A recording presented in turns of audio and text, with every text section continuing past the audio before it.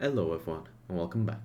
My name is Sid, and in this video we are going to be going over an introduction to Last Epoch's crafting system. On my tips video for Last Epoch, which I'll leave the link to that down below, I mentioned that some of the more powerful and recognizable parts of the whole system, but today I want to hopefully go over the different aspects and tools that you will have at your disposal while playing the game, and at the end I'll leave a showcase of how I went about crafting a couple of items early into mapping for different characters that will hopefully explain some of the more common practices when crafting your items.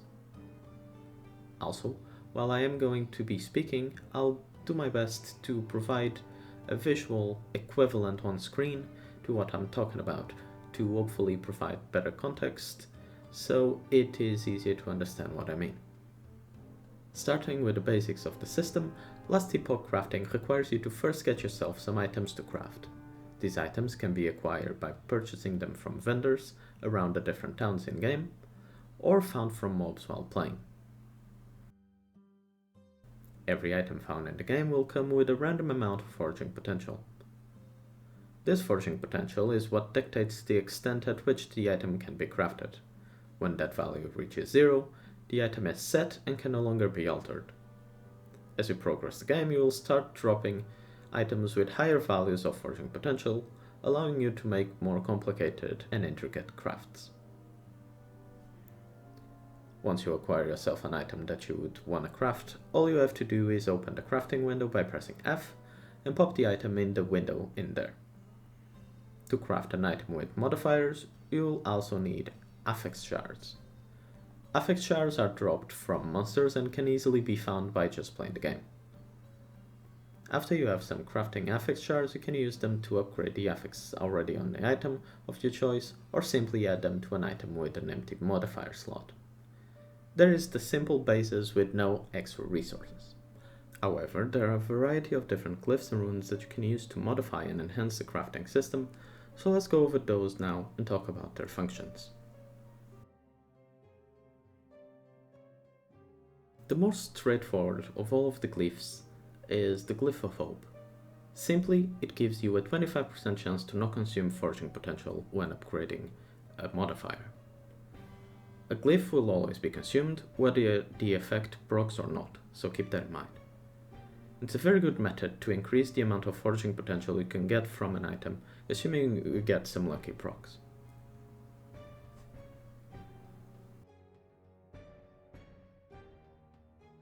This glyph allows you to upgrade the modifier to its next tier, and after that, reroll that modifier into another random one, respecting if it's a prefix or a suffix. This allows you to potentially reroll a useless modifier into something beneficial for your build.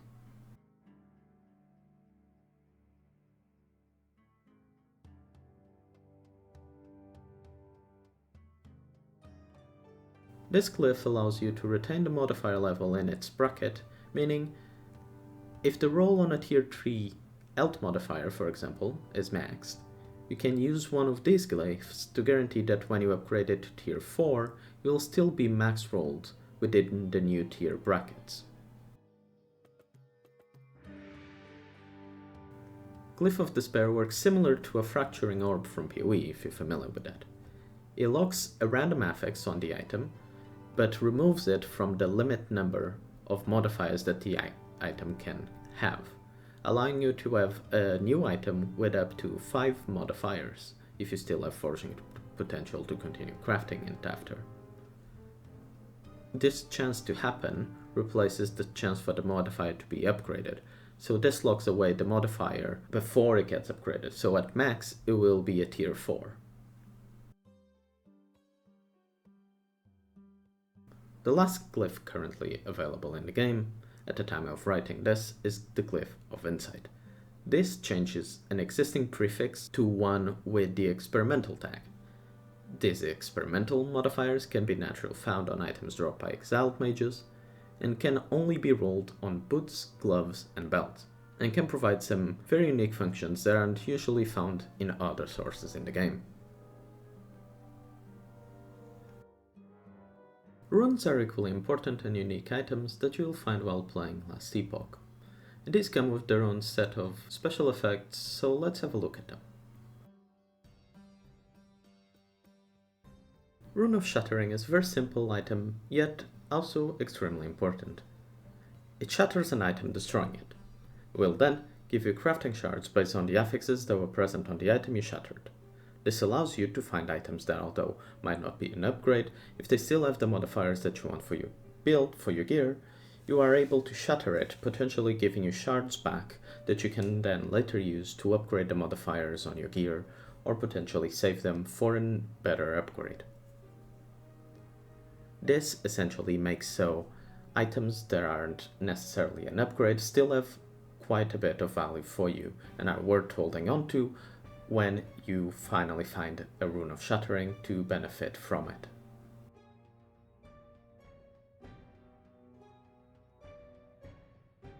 Rune of Discovery will fill all available slots of modifiers on an item with random ones. These modifiers will always be tier 1, aka the lowest tier. These modifiers are also more likely to be rarer when compared to regular items, and potentially give you a very powerful base item to craft upon. It's also important to point out that using this rune on an item doesn't cost any forging potential. However, it cannot be used on an item that is already at 0 forging potential.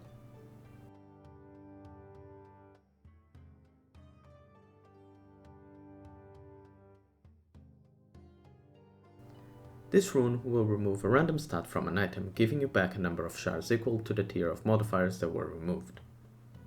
It's quite straightforward. It's mostly used to try and remove from an item an undesirable mod, but you can also use it on an item with a single high tier modifier to get a lot of shards to potentially use it later for crafting.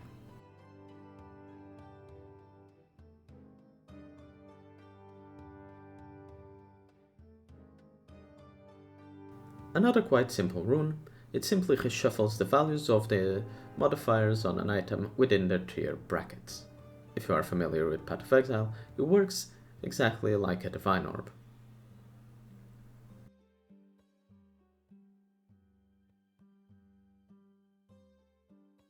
Very similar to the previous one, the Rune of Shaping reshuffles the implicit modifier values, also similar to a Blast Orb from Path of Exile.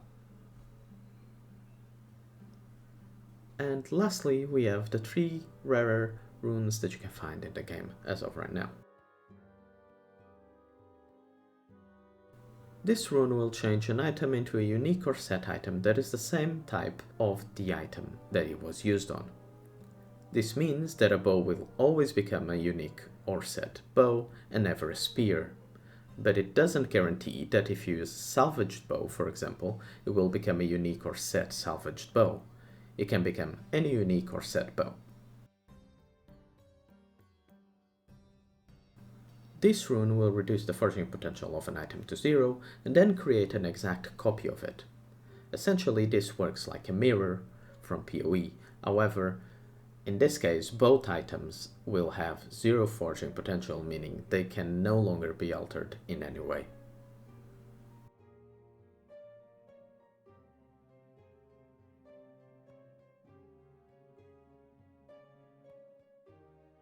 These runes can only be acquired from exiled mages in areas of level 70 or higher. When used on an item, they seal an experimental affix, so it functions like a glyph of despair, but it will specifically target the experimental affix on an item.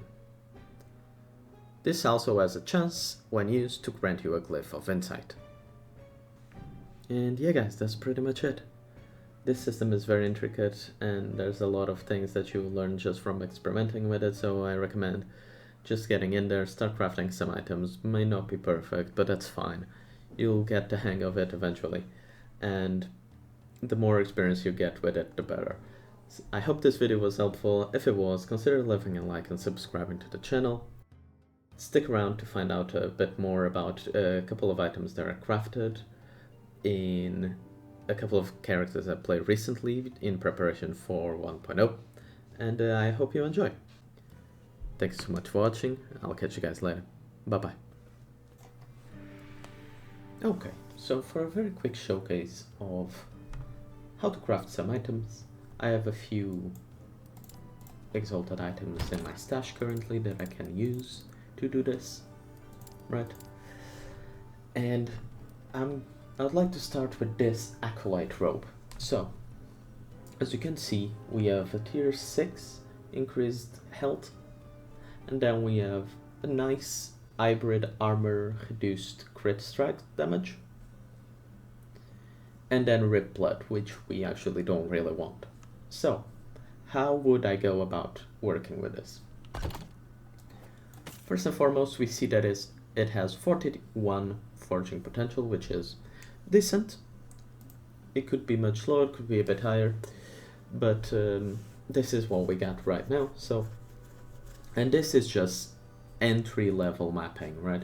If I go to my Monolith of Fate real quick, you will be able to see that I haven't even cleared all of the timelines. I've done some of them. I think I'm in Ice and Fire, or whatever the name is of the timeline. Let me see. Fall of the Outcasts is this one, of course, but no.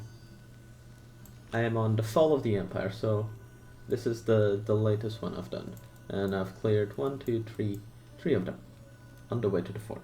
So as you can see, not very deep into the monolith system. So that forging potential is not bad.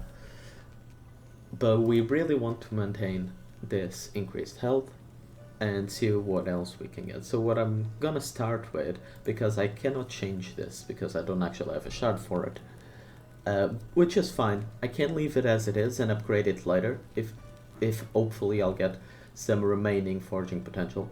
But to begin with, I'm actually going to use the Glyph of Chaos to randomize the rip blood into something useful and hopefully consume very little forging potential here.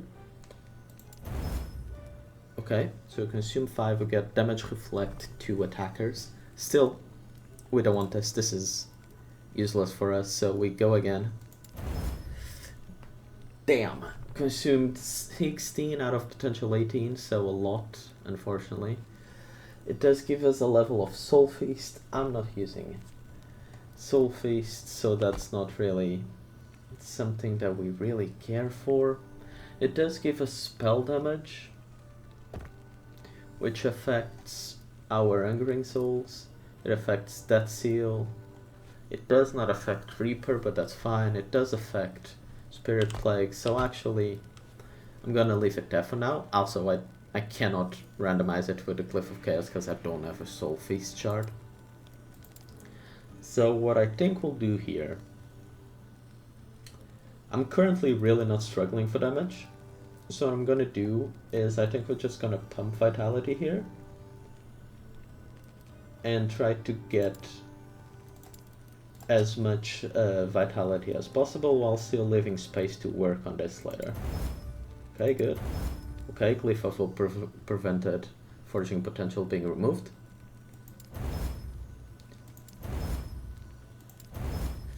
Oh, the last one was a lot, but it still has a little bit. I could potentially get this to tier 3, maybe even 4.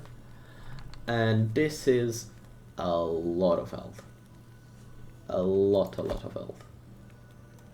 So our maximum life increased by over 100, nearly 150. Pretty good, pretty good. We also get the mana regen, which doesn't really impact us too much, but is a nice little bit of additional. And yeah, we're not struggling for the poison resistance. We don't care about the poison damage on this one. We lose a little bit of armor, 2 points of armor actually, so not even that much, but this gives us that little bit of reduced critical strike damage taken bonus, which is very nice. And yeah, very simple, very quick showcase of how I'd go about crafting a piece like this to just get more life, more a little bit of damage on the spell damage from the Soul Feast, which is a nice tidbit, and then the crit